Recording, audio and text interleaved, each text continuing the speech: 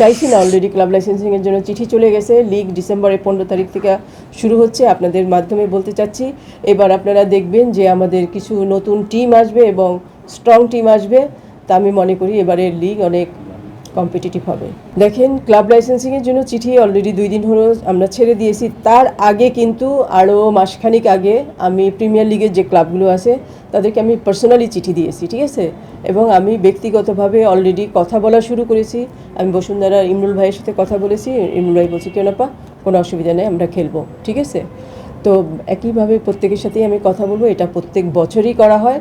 এখন কেউ না আসলে তো আমরা ফোর্স করতে পারবো না, এখানে ফোর্স করার কোনো জায়গা নেই, উইলিংলি আসতে হবে।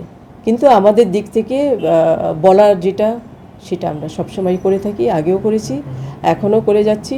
আমি বললাম তো, আমি ক্লাব লাইসেন্সিংয়ে চিঠি পাঠিয়েছি 2 দিন হলো, কিন্তু আমি প্রিমিয়ার লিগের ক্লাবগুলোকে আমি পার্সোনালি চিঠি পাঠিয়েছি আরও 1 মাস আগে।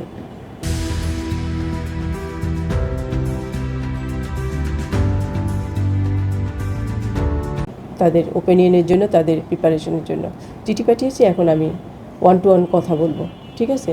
আমার দিক থেকে তো মোটিভেশন থাকতেই হবে, সবাইকে উইলিংলি আসতে হবে, মহিলা ফুটবলকে ভালোবাসতে হবে, আপনাদেরকে অনেক বেশি নিউজ করতে হবে যে প্রিমিয়ার লিগের ক্লাবগুলোর আসা উচিত, ঠিক আছে।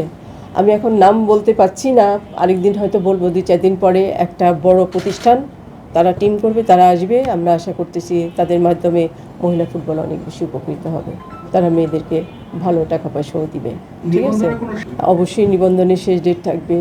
কেবল 2 দিন হয়েছে, ছাড়া হয়েছে। 1 মাসের তো একটা সময় দেওয়া হয়, এর ভিতর থেকে ক্লাব লাইসেন্সিং করতে হয়। তো এই ক্লাব লাইসেন্সিংয়ে এবার আমরা প্রিমিয়ার লিগের ক্লাব, বিসিএল, বিপিএল, ঠিক আছে, ডিস্ট্রিক্ট, আর্মি, পুলিশ, আনসার সবাইকে দেওয়া হয়েছে, এবং গত বছরে যারা খেলছে তারাও, ঠিক আছে।